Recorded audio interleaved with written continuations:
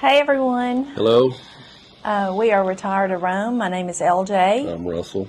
And we recently retired. We're actually marking our second month in retirement. Right. And 1 month of travel. So how's it going?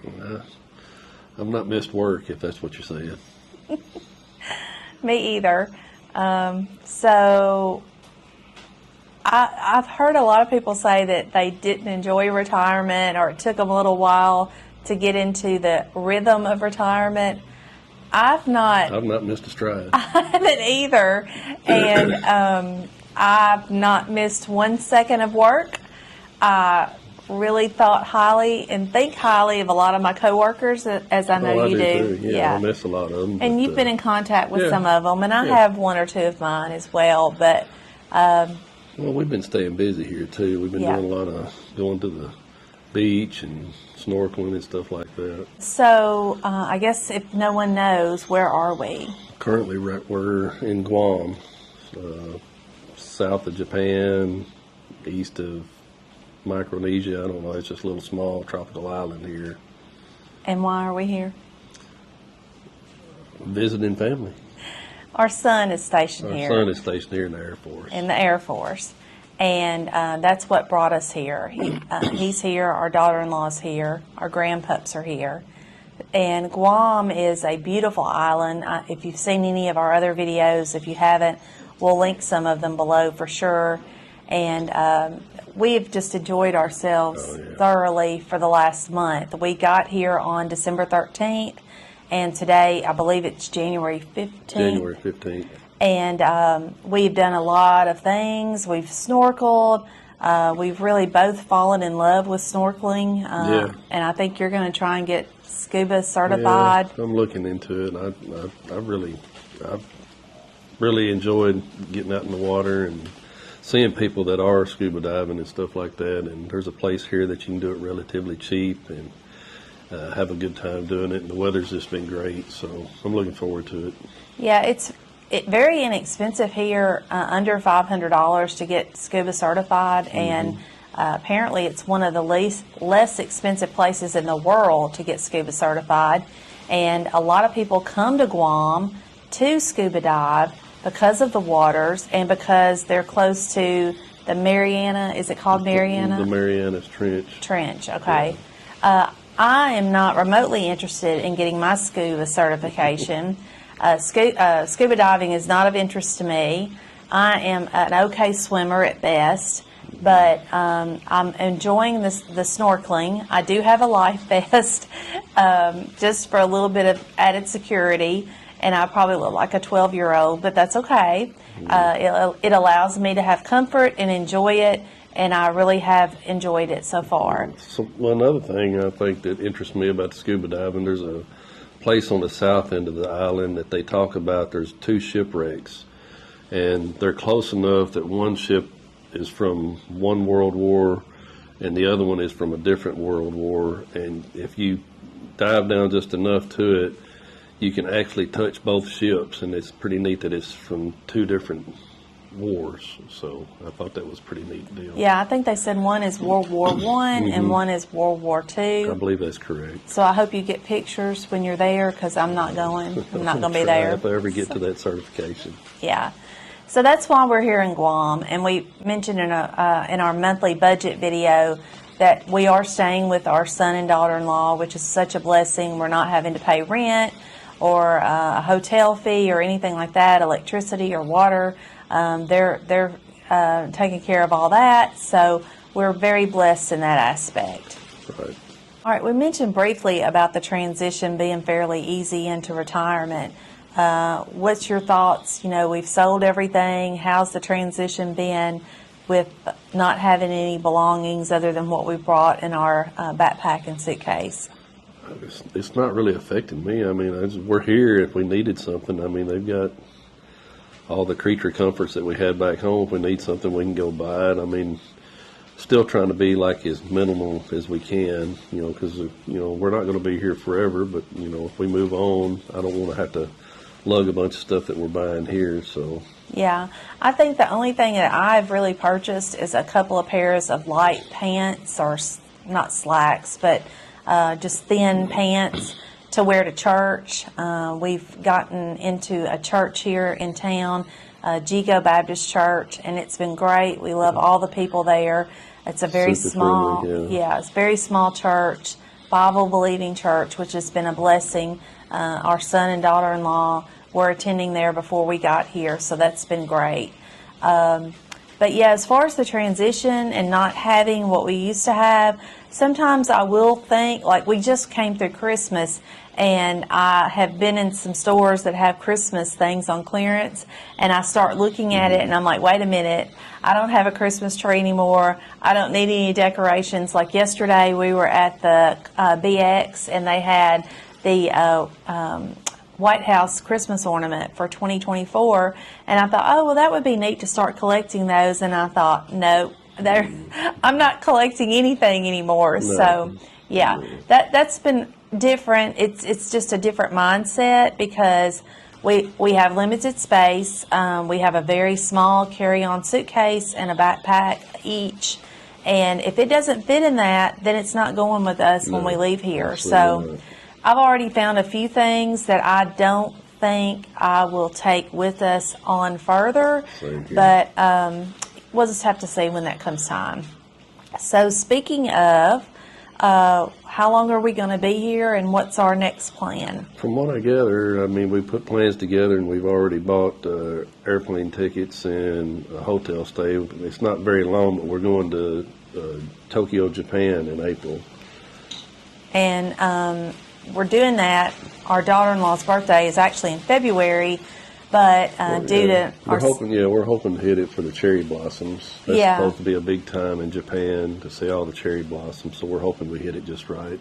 Yeah, and they're predicting that we will be there. It's kind of like, it's funny because I never really thought about the planting of the cherry blossoms, but it's like for us in Tennessee, everyone always went to the mountains and planned it in the fall with the leaves changing color. Well, apparently Tokyo and a lot of Japan does the same thing with the cherry blossoms, although they do have a beautiful fall as well, from what we understand. Right. So we're trying to hit the cherry blossom season at peak, and according to all the calendars, we're going to. And that will be the first week of April that we're going to be over there. So our plan right now is that we will come back to Guam, and we do not have anything booked specifically. We feel like we're going to be booking something in the next week or two. Actually, we're looking at maybe May doing, I've been looking at it, we're thinking about New Zealand, and then possibly Bali after that. Yeah. Or we could do Bali and then go to New Zealand, but it's going to be a little cooler in New Zealand if we wait until June.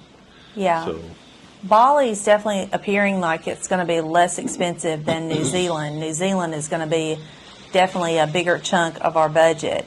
Yeah. But we're going to be here at least 3 to 4 months. So we're saving some money on that. Saving some money. Our budget last month was I think we spent about $2,800, and that included getting here from, it didn't include our plane tickets, but it did include half the month in Tennessee and half the month here. So we're on track to do a lot better this month than we did last month, which I thought we would, unless some unforeseen thing happens. Hopefully it doesn't, but that's where we're at right now. What are we going to do the rest of the year? Have we decided when we get back? Let's just say we go to Bali for a month and New Zealand for a month. That would put us May, June, July-ish. Then what are we going to do? Are we going to come back here? Yeah, I think we'll probably come back and then reassess, and then I have no idea. Well, I think Thailand and Vietnam and Cambodia, maybe later in the fall. They're saying fall is a good time for them. So our slow travel is going to look a little different as long as our son and daughter-in-law are in Guam. We're not going to go. I still say we're full-time traveling because we are not at our home, but we do have a base to come back to here with them, which is such a blessing. Yeah. And so far, they're loving having us. At least that's what they tell us. Yeah. So I would hope that we definitely get Bali and possibly New Zealand in sometime this summer, and then in the fall that we would get at least 2 more countries in, 2 to 3 more countries. That would give us 5 countries for our first year, and I think, and that would be 5 months of traveling Right. outside of Guam. Outside of Guam. Yeah, obviously the other months would be in Guam, but yeah. Which I love it here. I mean, it's Oh, nice. yeah. You know, a lot of people don't know much about Guam. Even people that we knew were like, we got to look up where Guam is at. But Guam is a beautiful, beautiful island. The people here are super nice, at least the ones we have ran into and at church and local. Everybody I've met on the street's real nice. Yeah. I mean, but the beaches and everything around here is just beautiful. The water is just absolutely stunning. Yeah. So, And the military people here, everyone we've met our son and daughter-in-law's friends. They're just precious people. We've really enjoyed it. They haven't treated us like we're old fogies or anything. they invite us to a lot of stuff. They invite us to a lot of stuff. We keep telling them they don't have to, but they insist that we come, so that's been fun. Yeah. And, so we've had a good time. Our social calendar has been full Yeah.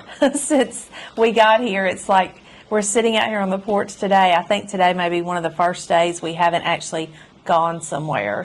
Okay, so wrapping it up, I guess the question is, obviously everyone wants to know that have there been difficult things, because, you know, it sounds like, you know, we're in paradise and Halfway around the world yeah. from everybody, you know, loved ones, relatives, you know, back home. But I think the only tough thing that I could say is just you have to be aware of what time it is here compared to what time it is back home, and just trying to set up, you know, phone calls or, you know, video calls back home to family. And you don't want to disrupt them if they're in the middle of something or work or during the day, and just trying to figure out that good time to call back home and communicate with your relatives.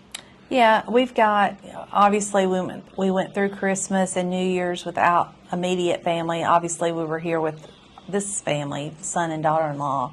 But being away from your siblings, Russell's mom, our church family, it was, I don't want to say it was difficult. It was sad in a way because we weren't there, but we were able to talk to them and communicate. Like you said, luckily we have video calling now. Yeah. But it is different. It's not like we're actually there. And everyone keeps asking, when are you coming back? When will you be back? Well, it's pretty expensive to get back to the States. So it's not like we're going to be here back home every 6 months or even every year, I anticipate. Now, what happens if our son and daughter-in-law are stationed stateside? Then that may change. We don't know. We don't know what that looks like.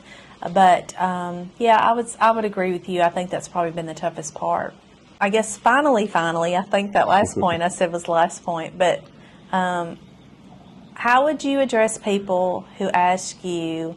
Well, we know that there were some people that thought we were nuts, and I never really had any hesitation about doing this after I realized that I could. I kind of pushed you off at the beginning about me retiring. Right. But once the decision was made, I was all in for it, all gung-ho. So what would we tell people that are in our shoes a year ago? What advice would you give someone, a couple that was looking at possibly early retirement?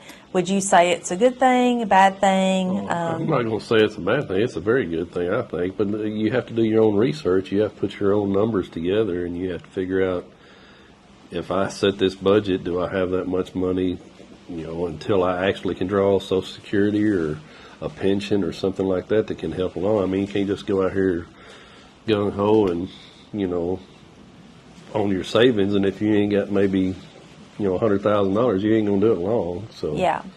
you need to just put your numbers together and figure out where you want to go. And that's like what we was talking about earlier. Southeast Asia affords a lot of inexpensive stays and travel. You know, it's going to cost a little bit to get over there, but once you're there, it's inexpensive to stay in those countries, and you can save up and then go to a more expensive place. But you have to put your own budget together and know your numbers before you do it. But yeah, I highly recommend it. I mean, I've not lost a minute's sleep since we've done it. I feel the good Lord's blessed us in more ways than one, and being able to do this is just a blessing. You know, before I got, you know, I've had on some of these videos, you know, I've got some back issues or whatever. I've kind of got that fixed, but I didn't want to wait till I was 65 or whatever.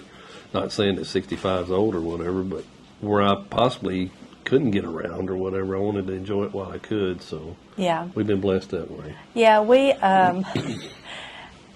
tease each other because since we've gotten here, I tripped and fell like 3 days after we got here. And it was in the house, and I hit the ottoman, which you would think would not have been a big deal. But I promise you, my leg looked like someone had just taken a truck and run over me. It was horrible looking. I still have a huge knot there, but at least the bruise is gone. And, you know, I just thought it was a little scratch, no big deal. And the next day I wake up and it was horrible.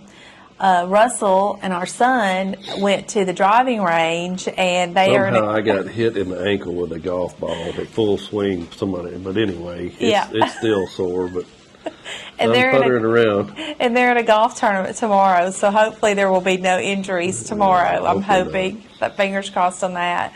But like you said, you never know. Our health, I can tell. I was telling you yesterday, my leg strength, because I, for the last several years, have worked in an office environment or teleworked from home.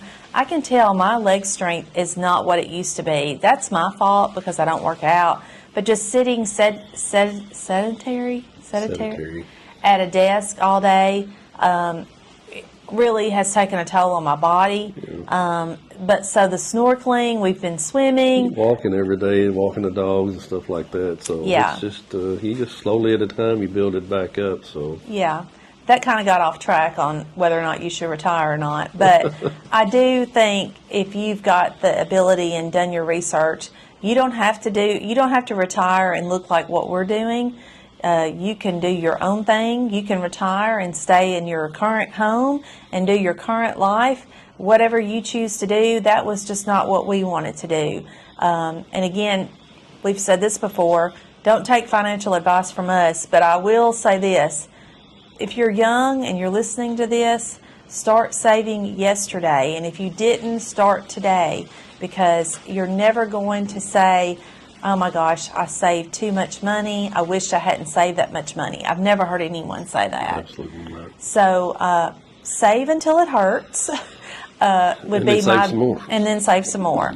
And think about your future, because I cannot believe that I'm 53 years old and you just turned 57, which is crazy to me. It seems like we should be in our 30s. It's just like it was overnight. We went from 30 to 50s. So anyways, that's kind of an update on where we're at, what we're doing. When we get our plans more finalized, we will certainly share with you all. At the end of the month or the 1st of February, we'll be doing our monthly budget. I think we're going to try and do that every month and be very transparent with you all and what we're spending and what we're spending it on. And we'll also continue to explore the island of Guam and load videos on it. And hope you've enjoyed what you've seen thus far.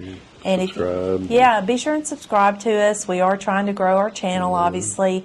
And leave a comment. Yeah. I mean, like I say in all these videos, if you'll leave a comment or something, at least to give us an idea of what you're wanting to hear from us, and then we can go out and try to at least do a video on that. All right. I think that's it. Kind of gets everybody updated where we're at. We thank you all for watching. Thank you for sharing our channel with other people. We miss you all, the ones that are watching from back home, and we hope you all have a blessed day.